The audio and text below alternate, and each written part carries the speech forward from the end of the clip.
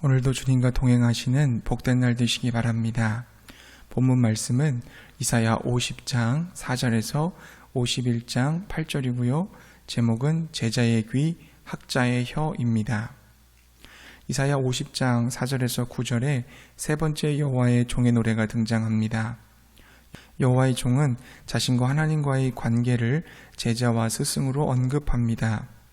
스승이신 하나님께서 제자인 자신을 가르치시고 자신은 하나님께 배운 그것을 백성들에게 전한다고 말합니다. 4절의 말씀을 함께 읽어보겠습니다. 주 여호와께서 학자들의 혀를 내게 주사 나로 곤고한 자를 말로 어떻게 도와줄 줄을 알게 하시고 아침마다 깨우치시되 나의 길을 깨우치사 학자들 같이 알아듣게 하시도다.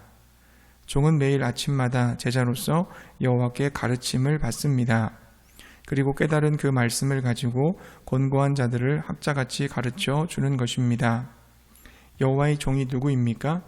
이스라엘 백성, 예수 그리스도, 교회, 그리고 저와 여러분이라고 말씀드렸습니다.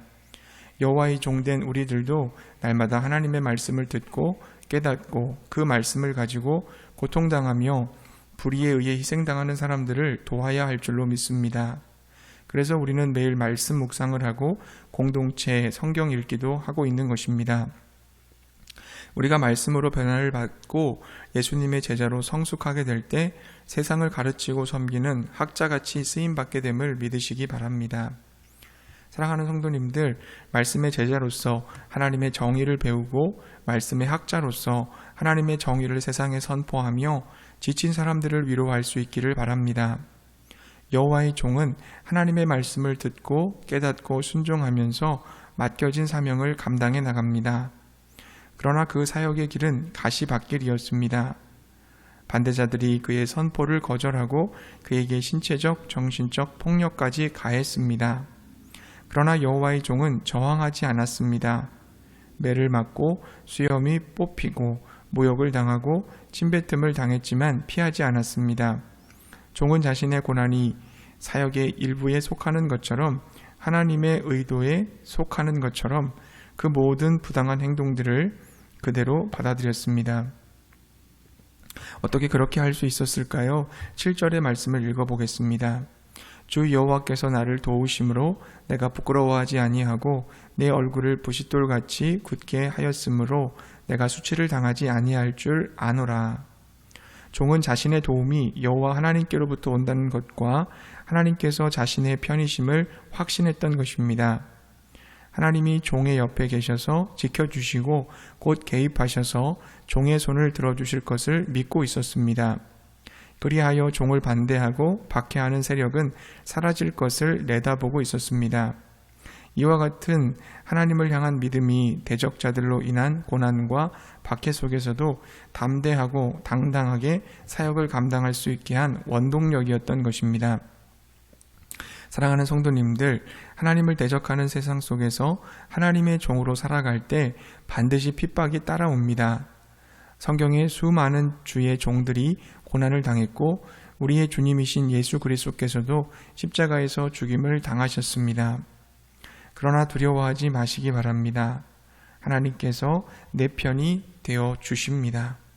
하나님께서 모든 것을 알고 계시고 신원하여 주실 것입니다. 하나님께서 가까이에서 나를 도와주시고 최종 심판자가 되어 주실 것입니다.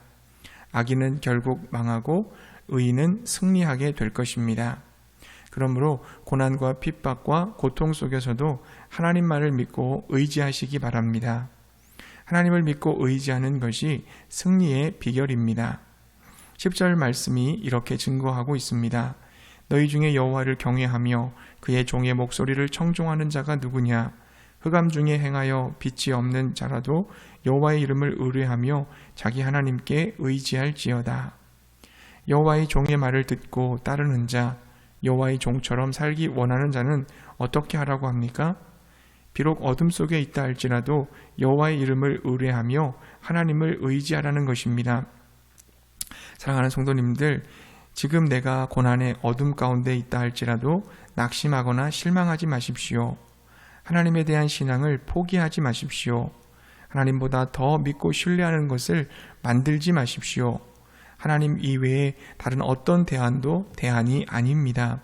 오히려 하나님을 더 강하게 의지하시기 바랍니다. 오직 하나님을 믿고 의지함으로 고난 가운데서도 맡겨진 종의 사명을 잘 감당하는 우리 모두가 되시기를 바랍니다. 여호와의 종이 시련 속에서도 묵묵히 인내하며 주의 길을 갈 때 하나님은 침묵만 하고 계신 것이 아니었습니다. 하나님께서는 여호와의 종과 그 종을 따르는 하나님의 백성들을 위로하십니다. 하나님께서 어떻게 위로하십니까? 첫째, 불임이었던 아브라함과 사라를 통해 이스라엘 민족이 만들어졌던 것처럼 황폐해진 곳을 하나님은 에덴으로, 여호와의 동산으로 바꾸실 것입니다. 슬픔과 절망과 탄식이 지배하던 곳에 기쁨과 즐거움과 감사와 찬송이 넘치게 하실 것입니다. 둘째, 하나님께서는 능력의 손으로 이스라엘뿐만 아니라 세계 열방의 나라들을 다스리십니다. 모든 나라가 그분의 능력과 구원을 소망하게 될 것입니다. 셋째, 이 모든 회복의 약속은 반드시 이루어집니다. 하나님의 구원 약속은 반드시 성취되고 그분의 공의는 폐지되지 않습니다. 하나님과 그분의 종을 비방하는 자들은 심판을 받게 되고 반면에 하나님의 공의와 구원을 신뢰하는 자들은 대대로 보살핌을 받게 될 것입니다. 정리하면 하나님은 미약해진 자기 백성을 그 능력으로 다시 번성하게 하시고 예루살렘도 다시 옛 영광을 회복할 것이라고 약속하셨습니다. 말씀에 기초한 공의의 나라를 세움으로 열방을 구원할 것이라 하셨습니다. 이러한 회복의 수요자는 누구입니까? 51장 1절에 의를 따르며 여호와를 찾아 구하는 사람들입니다. 4절에 그들은 하나님의 백성입니다. 7절에 의를 아는 자들이고 마음에 하나님의 율법이 있는 백성들입니다. 이들의 공통점은 모두 여호와 하나님의 말씀을 듣는다는 것입니다. 이사야 51장 1절부터 8절에 계속 반복되는 것은 말씀을 들으라는 것입니다. 사랑하는 성도님들, 회복되기를 원하십니까? 하나님의 말씀을 들으십시오. 귀로 듣고 마음에 간직하십시다. 그리고 그 말씀에 순종할 수 있기를 바랍니다. 하나님의 의를 따르며 사시기 바랍니다. 그것이 바로 여호와의 종으로 사는 것입니다.